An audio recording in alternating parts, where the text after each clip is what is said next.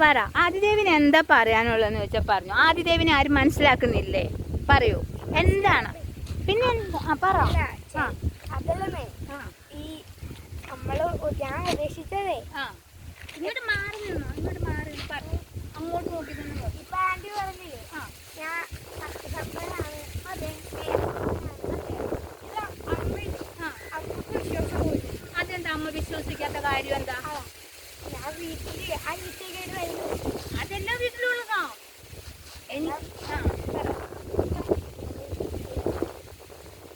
അത് അമ്മ വിശ്വസിക്കില്ലാന്ന് അത് ആദിദേവ് അങ്ങനെ ചിന്തിക്കാൻ പാടില്ല. കാരണം അമ്മയ്ക്ക് മോനെ കുറിച്ച് ഭയങ്കര പ്രതീക്ഷ, എല്ലാ അമ്മമാർക്കും മക്കളെ കുറിച്ച് ഒരുപാട് സ്വപ്നങ്ങളും പ്രതീക്ഷകളും ഉണ്ട്. പക്ഷെ അത് നമ്മൾ പറയില്ല, ചില അമ്മമാർ പറയില്ല, അവർ പ്രകടിപ്പിക്കില്ല ചിലത്. അതെ, ഗുഡ് ബോയ് ആണ്. അപ്പം അങ്ങനെ തന്നെ ആയിരിക്കണം. പക്ഷേ അനിയത്തിമാരായിട്ടൊക്കെ വഴക്കിടുന്നത് അപ്പോൾ അമ്മയ്ക്ക് അമ്മേനെ ശല്യം ചെയ്യുന്ന പോലെയോ എന്തെങ്കിലും തോന്നിയിട്ടാവാം അമ്മ അങ്ങനെ ഇതാവുന്നത്. പിന്നെ പുറത്തിറങ്ങിയിട്ട് എന്താ ആക്ടിവിറ്റീസ് ഒക്കെ ചെയ്യുന്നത്?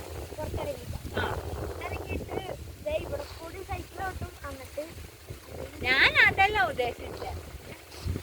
എന്നോട് പറഞ്ഞില്ലേ ഞാൻ ജാതി മതത്തിന്റെ കാര്യം പറഞ്ഞില്ലേ? അപ്പൊ എന്നോട് ചോദിച്ചത് എന്താ? ഫ്രണ്ട്ലി ആയിട്ട് എല്ലാവരോടും ഫ്രണ്ട്ലി ആയിട്ടാണ് ഞാൻ എപ്പോഴും എല്ലാവരോടും നടക്കണേ. എന്നോടിപ്പോ ഭയങ്കര ഫ്രണ്ട്ലി ആയിട്ട് സംസാരിച്ച് അതൊക്കെ എനിക്ക് ഒത്തിരി ഇഷ്ടമായി. അത് സത്യമാണോ? ആൻറ്റി എന്നോട് ഇത്രയും ഫ്രണ്ട്ലി ആയിട്ട് സംസാരിച്ചത് ആൻറ്റി എല്ലാവരോടും ഫ്രണ്ട്ലി ആയിട്ട് തന്നെയാണ് ആണെന്നുള്ളത് സത്യമാണോ? എന്തുകൊണ്ട് എന്ന് എന്നോട് ചോദിച്ചു നീ ഇല്ലേ?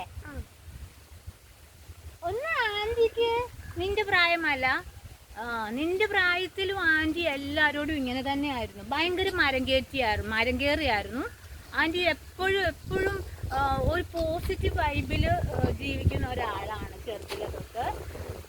പിന്നെ നമ്മളെല്ലാം മനുഷ്യരാണ്, മനുഷ്യരാതെയാണ്.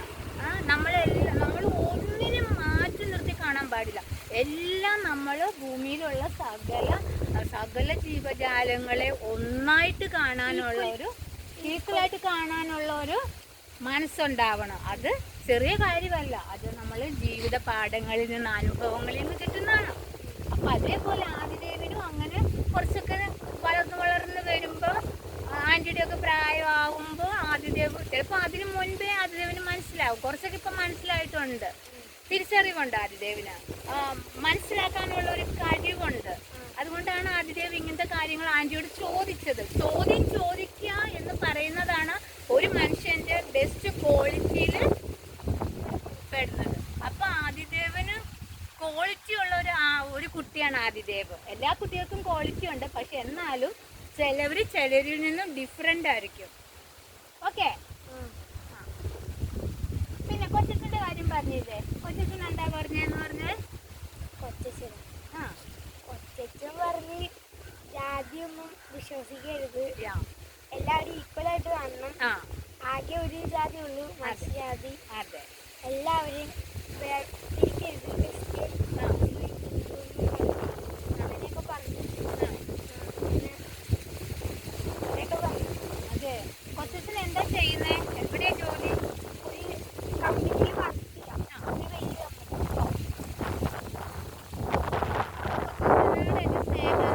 പറയണം. എന്റെ പേരറിയോ?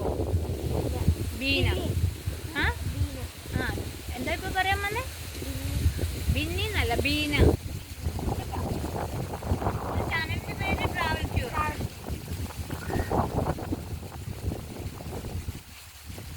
ഏതായാലും എനിക്ക് മീൻ പിടിക്കാൻ വന്നപ്പോഴത്തേക്ക് എനിക്ക് ഇതാത് നോക്കിയേ, വളരെ പ്രായത്തിൽ അധികം പക്വതയുള്ള കുറേ ലോക കാര്യങ്ങൾ മനസ്സിലാക്കി വെച്ചിട്ടുള്ള ഒരു സ്കൂളിൽ പഠിക്കുന്ന ഒരു കുട്ടിയുടെ 7ാം ക്ലാസ്സുകാരൻ്റേത് മാത്രമല്ല, അവൻ നന്നായിട്ട് വായനയുണ്ട്, അവൻ നല്ല കാര്യങ്ങൾ ഗ്രഹിക്കാനുള്ള അവന് കഴിവുണ്ട്. ഞാൻ സത്യം പറഞ്ഞാൽ എൻ്റെ ഈ 54 വയസ്സിനിടയിൽ ഇത്രയും ബ്രില്യൻ്റ് ആയിട്ടുള്ള ഒരു കുട്ടീനെ ഞാൻ സംസാരിച്ചിട്ടില്ല, കണ്ടിട്ടില്ല, ഇടപെട്ടിട്ടില്ല. ചിലപ്പോൾ നിങ്ങൾക്ക് വിശ്വസിക്കാൻ പറ്റും, ഞാൻ ഇങ്ങോട്ട് വന്നപ്പോഴും ഞാൻ എൻ്റെ ഇതിന് മുമ്പ് എടുത്ത വീഡിയോയിൽ പറഞ്ഞിട്ടുണ്ട്, അല്ലെ തന്നെ എൻ്റെ എല്ലാ വീഡിയോയിലും ഞാൻ പറയാറുള്ളത് ഒരേ ഒരു കാര്യമാണ് അല്ലേ, വിജനമായ സ്ഥലങ്ങളിൽ കൂടിയാണ് ഞാൻ യാത്ര ചെയ്യുന്നത്. എന്നും കാട്ടിൽ കൂടിയാണ് ഞാൻ എൻ്റെ ജോലി കഴിഞ്ഞ് വരുന്നത്. അതുപോലെ തന്നെ ഞാൻ ഫിഷിങ്ങിന് പോകുന്നത് ഇടങ്ങളിലും ചിലപ്പോൾ ഇതേ കണക്ക് വിജനമായ സ്ഥലങ്ങളുണ്ടാവാം, അല്ലെങ്കിൽ നമ്മൾ കടലിൻ്റെ അവിടെ പോകുമ്പോൾ അവിടെ ഞാൻ ഒരുപാട് ഫ്രണ്ട്സിനെ ഉണ്ടാക്കി വെച്ചിട്ടുണ്ട്.